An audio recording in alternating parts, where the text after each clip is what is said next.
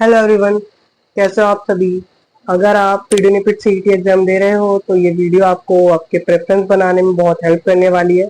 जैसा कि आपको पता होगा, हम हर एक वीडियो में हर एक कॉलेज के बारे में बात करने वाले हैं जो कि पीडीएनपीट सीईटी के अंडर आती है। इससे पहले हमने एक वीडियो बनाई थी जो कि थी पीडीएनपीट न्यू दिल्ली के ऊपर, और आज की वीडियो होने वाली है एनआईएलडी कोलकाता के ऊपर।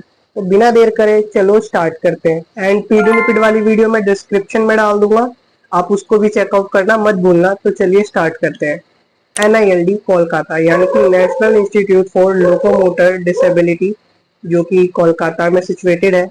एंड इसके अंदर 3 कोर्स प्रोवाइड किए जाते हैं, बीपीटी, बीओटी एंड बीपीओ, यानी कि bachelors in physiotherapy, bachelors in occupational therapy and bachelors in prosthetic and orthotics. And in तीनों कोर्सेज के कुछ अलग अलग क्राइटेरियाज हैं, उनको डिस्कस करते हैं। फॉर बीपीटी एंड बीओटी इनकी क्राइटेरिया सेम है, जो कि है फर्स्ट ऑफ ऑल, ये जो बीपीटी एंड बीओटी है ये आपके 5 साल का कोर्स है, जिसमें 4 साल की एकेडमिक्स है और 1 साल का इंटर्नशिप इंक्लूडेड है। एंड इसके लिए आपके पास 12th में पीसीबीई होनी चाहिए, यानी कि physics, chemistry, bio and English. And उसके अंदर भी अगर आप जनरल कैटेगरी से हैं तो आपके 50% होने चाहिए। एंड अगर आप SC ST या PWD कैटेगरी से हैं तो आपकी 40 to 45% होनी चाहिए। एंड इसी पे मैं बात करूं अगर बीपीओ की, अगर आपको बीपीओ करनी है तो ये आपका 4.5 ईयर का ये कोर्स है, जिसमें 4 साल का आपका एकेडमिक्स होगा एंड 6 मंथ्स की आपकी इंटर्नशिप इंक्लूडेड है। अगर आपको ये कोर्स करना है तो आपके पास physics, chemistry, bio, math and English होनी चाहिए। अगर आपके पास सिर्फ फिजिक्स, केमिस्ट्री, बायो है वो भी आप कर सकते हैं। एंड अगर आपके पास फिजिक्स, केमिस्ट्री, मैथ है तो भी आप कर सकते हैं, but English will be compulsory. English compulsory है तीनों के लिए, बीपीटी, बीओटी एंड बीपीओ के लिए। एंड अब मैं बात करने वाला हूँ इसकी सीट अवेलेबिलिटी के बारे में, मतलब इसके अंदर किस कैटेगरी के लिए कितनी सीट्स रिजर्व है। तो आइए उसके लिए मैं आपको स्क्रीन पे लेके चलता हूँ। अब मैं बात करता हूँ एनआईएलडी कोलकाता के सीट मैट्रिक्स के बारे में, जिसमें मैंने कि आपको बताया 3 कोर्स प्रोवाइड करते हैं, बीपीटी, बीओटी एंड बीपीओ। अगर मैं टोटल नंबर ऑफ सीट्स की बात करूं ओवरऑल इंडिया, तो इसमें 57 seats for BPT, 56 for BOT and 47 for BPO है। एंड अगर मैं कैटेगरी वाइज बात करूं तो 26 सीट फॉर जनरल कैटेगरी से, 26 seat for BPT, 25 for BOT and 19 for BPO है। और अगर मैं SC कैटेगरी से बात करूं तो 8 seat for BPT and BOT same है एंड 7 सीट्स फॉर बीपीओ है। और अगर आप ST कैटेगरी से है तो सेम 4 सीट है बीपीटी और बीओटी के लिए एंड 3 सीट है फॉर बीपीओ के लिए। एंड अगर आप ओबीसी कैटेगरी से है तो 14 seats for BPT BOT both and 13 seats for BPO है। एंड अगर आप ईडब्ल्यूएस कैटेगरी से हैं तो आपके लिए तीनों में ही 5-5 सीट रिजर्व रहेंगी। ये नंबर ऑफ सीट्स मैंने आपको बताई है जो कि रिजर्व रहती हैं कैटेगरी वाइज।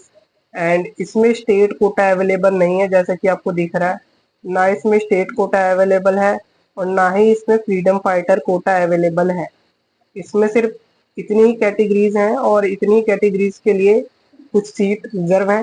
मतलब अगर आप पीडीएनपीट सीईटी एग्जाम दे रहे हैं एंड आपकी जो रैंक आएगी उसमें 2 रैंक होगी, एक तो होगी कॉमन रैंक और एक होगी कैटेगरी रैंक। तो आप अपनी कैटेगरी रैंक भी चेक करना, जिस अकॉर्डिंग आपको यहाँ पे एडमिशन मिलेगा। तो आपकी रैंक भी बहुत वेरी करेगी, चाहे वो कैटेगरी रैंक हो चाहे वो कॉमन रैंक हो। चलो ये तो हो गई सीट्स की बात। अब मैं आपको बताता हूँ इनका फीस स्ट्रक्चर क्या है। एनआईएलडी के फीस स्ट्रक्चर की बात करूंगा मैं, यहाँ पे साफ साफ लिखा हुआ है बट ये टेंटेटिव है, तो आप एक बार इसको खुद चेक कर लेना। यहाँ पे जो भी फीस है वो उसके सामने लिखी हुई है। मैं ओवरऑल टोटल फीस की बात करूँ जो कि 78 to 79,000 के अराउंड है। एंड इसमें हॉस्टल अवेलेबल है for both boys and girls, जिसकी एनुअल फीस है 30,000।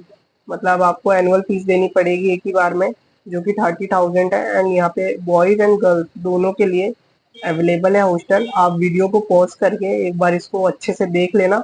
एंड ये टेंटेटिव है, मैं फिर से बोल रहा हूँ ये टेंटेटिव है, लेकिन मोस्ट प्रोबेबली जो फीस स्ट्रक्चर होगा वो ऐसा ही होगा जो कि ब्रोशर में गिवन है, तो आप एक बार इसको चेकआउट कर लो।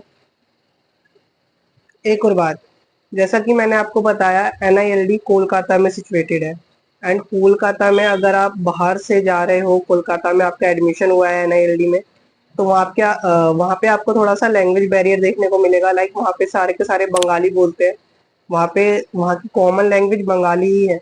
मतलब ऐसा नहीं है कि लोग आपकी बात नहीं समझ पाएंगे, मतलब समझ सकते हैं, लेकिन वहाँ पे as a common language Bengali ही बोली जाती है।